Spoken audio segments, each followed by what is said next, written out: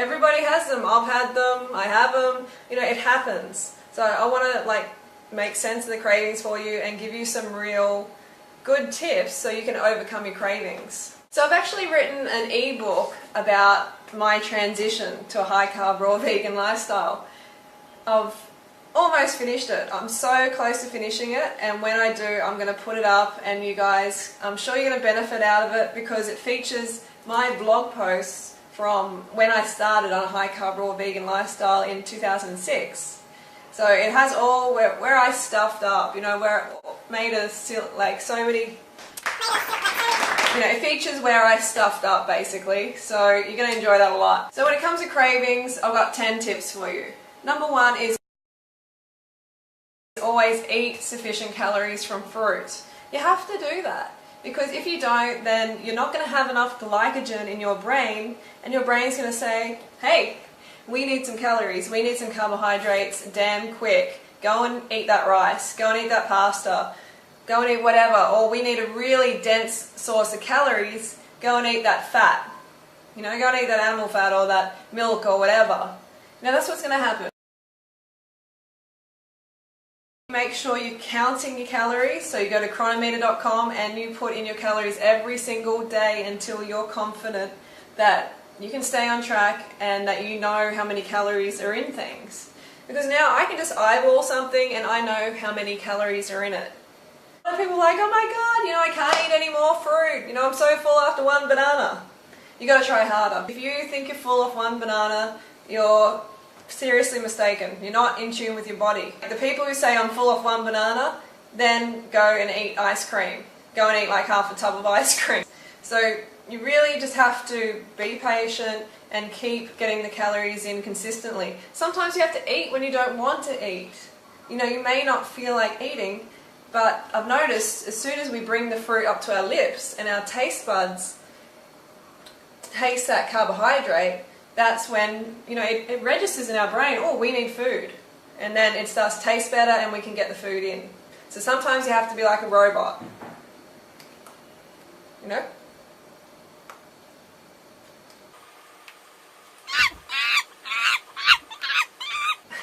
Okay, so you might have to do some bicep curls, some banana peel bicep curls.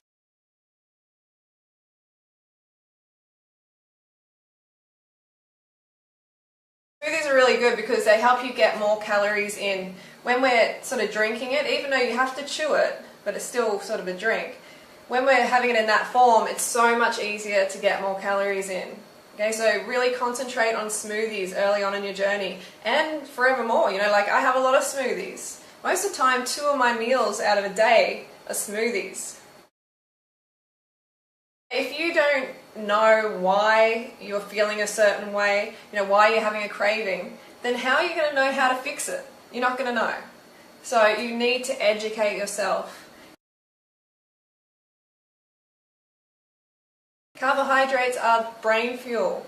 Okay, if you're not getting enough glucose to your brain, then you're going to be craving things. You know, people try and complicate it all the time. They try and say, oh, you know, like it's not that, it's not, I don't need calories, it's because I was abused as a child, or I'm just having an emotional day, or whatever. It's not that, okay? You need calories. And the brain gives you pain as a motivator to get calories. You know, at first I was just doing it completely wrong. You know, I was reading David Wolf's book, Sun Food Diet Success System, and it's a great book for motivational aspects, like it's got a lot of stuff that Tony Robbins says in there. You know, it's good for that reason, but oh my god, it's confusing. And it does not say anything about counting calories, doesn't emphasize eating large quantities of fruit. Now I'm looking back, I'm thinking, WTF, where's the fruit? Honestly. If we don't have large quantities of fruit, then we're going to go to fat, we're going to go to salads with fatty sauces and stuff like that. And then we're going to wonder why we want to binge out on like fatty, sweet, raw cakes and stuff like that, or like cooked cakes. It's because the carbs, remember the carbs. I took myself away from those social eating events that I used to go to. You know, my friends used to invite me out, they're like, come on, come to the restaurant, come to dinner, blah, blah, blah. And at the time I was really unstable, you know, I was like, oh God, I don't think I can stay raw and go to a restaurant. You know, now I have no problem at all, it's easy. But at the time I was too shaky to put myself into that environment. It's like an alcoholic going to a liquor store. And by the way, alcoholics, they are just carbohydrate deficient as well, because alcohol is carbs. Yeah, so social events, like just for the first couple of weeks, take yourself out of these events. You don't need to meet your friends over food. Why? You don't need to. Don't say, oh, you know, but I've got such a big social life. Organise to meet them in the park, go for a jog together, do something outside of food. Or if you really, really have to go, you've got to eat a lot beforehand. But I'm telling you, within the first couple of weeks, I recommend you just remove yourself from those challenging situations. Give yourself a fighting chance, for God's sake. I participated more on the raw food forum that I was on at the time. This really helped a lot because there was support on there. You know, people were encouraging me. You know, I was held accountable for what I was doing, and it helped immensely. So I recommend you go on 30bananasaday.com and be a part of the community, because community equals support. Honestly, it's the best support community for high carb raw vegan, for raw vegan, like on the planet, on the web. It's huge. So, and then when you go on there, help other people. So when you help other people, that makes you feel good, and then you want to look after yourself, you become an inspiration to others, and it just all falls into place more.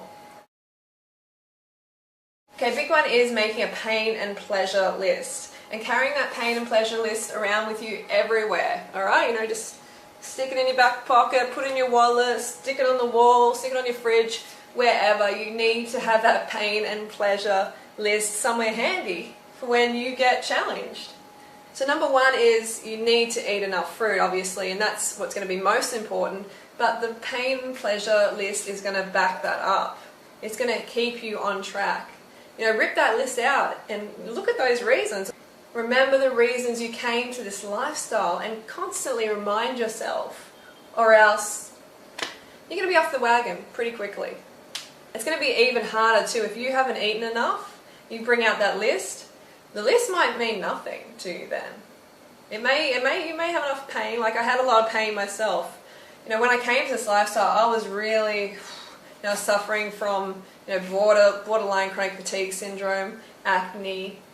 I was, you know, at least 20 kilos overweight as far as I'm concerned. And I had systemic candida. So I had a big, big list and big, big pain. Alright, so write your list. Write down why you came to this lifestyle. You know, what pain will you experience if you go back? Okay, and what pleasure are you going to experience if you stay on this lifestyle? Consider becoming an authority in the raw vegan movement. Okay, so this has really helped a lot for me.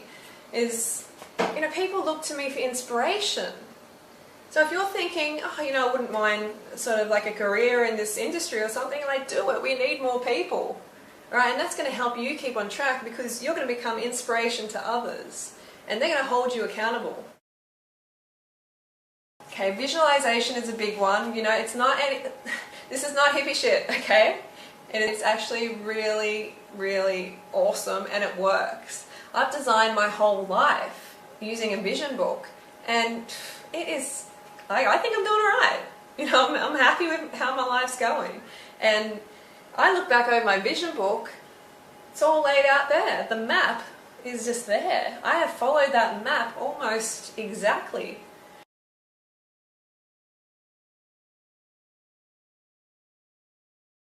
Go to fruit festivals and be around people who are doing the same thing as you're doing. I know when I went to the fruit festival this year, it was amazing. Like even though I was already on the lifestyle, just being around like 100 other people, more than 100 other people doing the same thing and being carved up, it was so good. You know, when people have enough carbohydrates, it's like, God, I've never been to a gathering of people in such a good mood. So that is a big thing. Go to festivals, like surround yourself with people doing the same thing so you feel supported in real life, not just online. And throw raw food picnics, invite people over, start to meet people, get out of your comfort zone. Make bananas and dates your staple. It's so important. Like bananas and dates are like the rice of the high carb raw vegan movement. And if you think you're allergic to bananas or dates, I don't know, because people eat a whole lot of other foods like, meat and dairy for instance, and then they have a banana and they have some sort of reaction and they're like, oh, it must be the banana. But come on, does that make sense really? You're putting in something that is not meant to be in your colon and in your stomach, and then you're putting something like a banana that is meant to be in there, and then you're blaming the banana.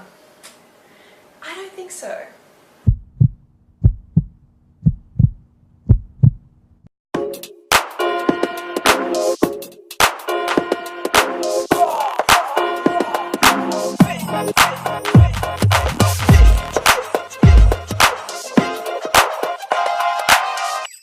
La la la la la.